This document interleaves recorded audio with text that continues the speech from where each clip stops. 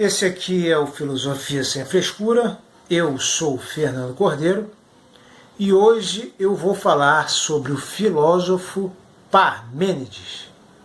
Isto mesmo, Parmênides de Eleia, que nesta sequência que eu venho fazendo, ele cronologicamente e historicamente vem depois de Heráclito de Éfeso.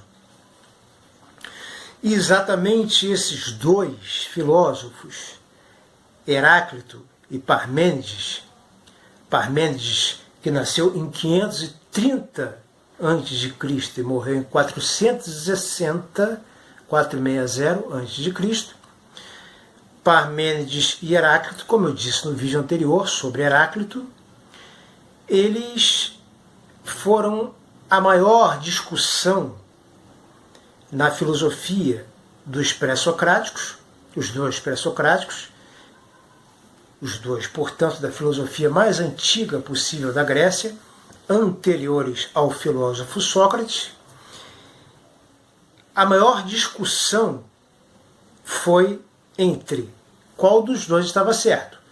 Heráclito, que era partidário do Logos razão, discurso, e do fogo como arqué, que move a realidade através de contrários, e só percebe, só enxerga essa realidade, só está acordado de olhos abertos, em estado de vigília permanente, segundo Heráclito, vendo este fogo que processa o real em contrários.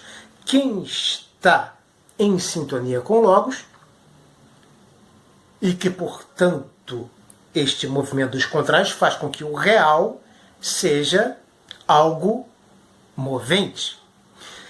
Parmênides, por sua vez, vai dizer que a realidade toda ela é imóvel, ao contrário de Heráclito. Então, Platão, que vem depois de Sócrates, eu aqui ainda vou falar, talvez, não tenho certeza, mas entre os pré-socráticos, talvez eu ainda fale de Zenão de Eleia e Demócrito. Não sei se falarei ou se daqui já passarei para Sócrates e Platão em função dessa discussão entre Heráclito, adepto de uma realidade movente, e Parmênides, adepto de uma realidade imóvel. Ok? Então vamos lá. Platão, que se envolveu diretamente nessa discussão, ele queria o quê? Ele queria promover Parmênides, porque Platão pensava mais de acordo com Parmênides. Entretanto, o pensamento de Platão deixou ele alguns becos sem saída, que fez com que ele desse o braço a torcer a Heráclito. E assim, a saída de Platão não foi muito boa, porque ele criou a teoria dos dois mundos. Este mundo aqui, mundo sensível, onde você sente as coisas, sente dor, calor, prazer, fome, febre, frio. E o mundo superior a esse, o mundo inteligível ou o mundo das ideias. Lá no mundo inteligível ou o mundo das ideias, é o mundo de Parmênides. É o mundo da imobilidade. Tudo que é desde sempre e não vai mudar nunca. E este mundo aqui, o sensível, sim, é o mundo onde ele dá razão a Heráclito. O mundo do movimento. O mundo onde as coisas mudam. Onde não se pode entrar no mesmo rio duas vezes. Bom, não que o que Platão criou não tenha sido espetacular, e inclusive fundamentado filosoficamente o cristianismo, porque Jesus dizia que o reino dele não era deste mundo, mas de outro mundo. Mas Platão, quando limita Heráclito a este mundo sensível, as ideias de Heráclito ao mundo sensível, ao mundo movente, e que se degenera, aí Platão não levou muito em consideração outras coisas que Heráclito dizia, como, por exemplo, uma das mais importantes, o Logos, não é? Então, vamos ver uma coisa, já que o vídeo é sobre Parmênides. Parmênides e Heráclito são os dois, acho que talvez com Demócrito, mas Parmênides e Heráclito, com certeza, já para ficarmos em Parmênides e Heráclito, cujos fragmentos mais restaram. Assim, eu já falei da diferença entre fragmentos e doxografia. Fragmento é o que o pré-socrático realmente escreveu e que sobrou depois de péssima conservação. Tá? E doxografia é a fofoca acadêmica. É o que os historiadores e outros filósofos dizem que o filósofo Parmênides disse ou que o filósofo Heráclito disse. Ok? Pitágoras, por exemplo, só tem doxografia. Mas o interessante em Parmênides é que o que sobra de seus fragmentos é um poema. Um poema onde ele se encontra simplesmente com uma deusa. Então, assim, um filósofo talvez o mais racional possível que tenha aparecido junto com Heráclito. Por quê? O que tira um pouco essa racionalidade que viria a definir o futuro da filosofia. Bom, mas vamos lá. A racionalidade preconizada por Parmênides era depois na filosofia, depois de Platão, apesar do misticismo que envolve Platão. Depois de Platão nós temos Aristóteles, e Aristóteles é muito mais racional e muito menos místico. E aí depois, se nós dermos um salto, nós vamos para os pós-socráticos, com os estoicos, os epicuristas e os cínicos. E aí depois podemos dar um avanço e irmos para o último filósofo da antiguidade, que já era um romano chamado Plotino, que escreveu as Enéidas, e depois ali de Plotino, o último filósofo da antiguidade, nós temos Santo Agostinho, o primeiro filósofo da Idade Média, que estudou muito Plotino e através de Plotino conheceu Platão. E a filosofia vai se tornando cada vez mais racional com Santo Agostinho, e na Idade Média, se nós tivermos que destacar dois filósofos apenas, dois, na Idade Média, porque a Idade Média teve mais de 1000 anos, mas assim, os dois principais, um foi no começo da Idade Média, Santo Agostinho, um mais ou menos no meio da Idade Média, na segunda metade da Idade Média, um pouquinho mais para lá, que foi Santo Tomás de Aquino, né, que já era bem mais racional, aristotélico, enquanto que Santo Agostinho era plotiniano e platônico. E o que é que acontece? Quando termina a Idade Média, vem a Idade Moderna com Descartes, René Descartes, não é? Do discurso do método, onde toda e qualquer ideia de misticismo, até mesmo de Deus, é deixada de lado, porque Descartes está completamente envolvido na descoberta da realidade, então precisa ser absolutamente racional. É claro que, paralelamente a Descartes, até antes de Descartes, surgem os empiristas, mas isso é mais para frente. Voltando então a Parmênides, um filósofo tão racional quanto Parmênides, que junto com o Logos de Heráclito, ambos criaram assim, uma filosofia tão racional, Parmênides expressa essa filosofia completamente racional num poema em que ele fala de uma deusa. A impressão que dá, se vocês lerem esse poema, mais uma vez eu indico o livro de Gerd Bornheim, os filósofos pré-socráticos, que eu já disse que não vou vender, apesar de ter uma dedicatória para mim, que era aluno dele nos anos 90, não sei se deu para ver. Aqui no livro do Gerd, nós temos a oportunidade de ver esses fragmentos que são praticamente o poema inteiro, ou o poema inteiro, em que ele está diante de uma deusa. A impressão que dá é que ele entra num disco voador e vai embora com uma deusa que recebe ele, sabe? É um negócio assim, assim, no meio de tanta racionalidade, um verdadeiro samba do crioulo doido. Eu vou ler aqui para vocês uma coisa rápida, por favor não se apavorem, tá? No seu poema, na parte do Caminho da Verdade, no fragmento 8, Parmênides define o ser e encontra nele a medida do pensar.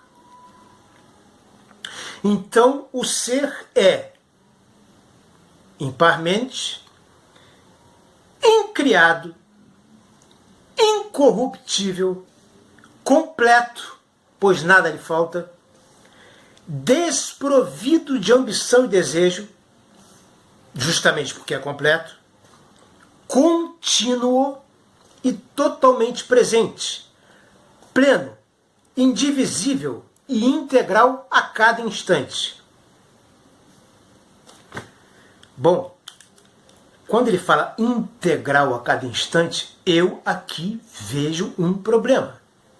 Porque se há a imobilidade, para Parmênides, se ele define o ser verdadeiro, que é como se fosse a definição de Deus, e ele é a cada instante, e para Parmênides havia a imobilidade requer a inexistência do tempo. E mesmo que esse tempo seja feito em instantes, ainda é tempo. Eu vejo aí uma contradição em Parmênides, mas absolutamente não sou especialista em Parmênides. Se algum de vós aqui souber me explicar isso, fico muito grato. Vejam só. É também o ser parmenídico imóvel, necessariamente fixo, limitado, tendo nunca começado, porquanto nunca acabará, avesso a toda geração e corrupção ou degradação. Isso de dizer que nunca começou e nunca acabará é a diferença que os gregos tinham no seu modo de pensar e que diferencia eternidade de infinito. O infinito é alguma coisa que começa e um dia acaba, por mais que nós não testemunhemos este fim, ok? Tipo, as paralelas se encontram no infinito, mas estaremos vivos para testemunharmos o encontro das paralelas no infinito? Agora, a eternidade não. A eternidade nunca começou, nunca vai acabar e sempre existiu. Entendem? Ela não precisa de um começo nem de um fim. Ela é incriada. Ela é não criada. Vejam bem o que Parmênides fala. Nada é e nada poderá ser fora do ser, pois Moira o encadeou de tal modo que seja completo e imutável. Moira era uma deusa grega. Então, vocês veem que, por isso que a minha tese é essa, ok? A religião dos gregos antigos, de Homero e de Hesíodo, influencia e continua presente até mesmo nos mais racionais filósofos pré-socráticos, como Parmênides e Heráclito. Heráclito falava do logos. Logos quer dizer razão. Então, quer dizer, a religião grega, a religião de Homero e de Hesíodo, influencia até, talvez mais, Parmênides do que o próprio Heráclito. Da mesma forma que Parmênides define o ser, como eu já disse aqui, o não ser, eles são criados, corruptíveis, incompletos, pois muito lhes falta, ambiciosos, cheios de desejo, porque nada lhes completa, descontínuos, não estão presentes em todos os lugares, não são plenos, são divisíveis e não são integrais. Bom, na medida em que ele definiu o não ser assim, ele define o ser, como eu já disse, o contrário de tudo isso. Ele deixa aqui, e Parmênides acaba dizendo que o ser é esférico, por isso nada lhe falta, com as suas definições de ser, mais importantes que as definições do não ser.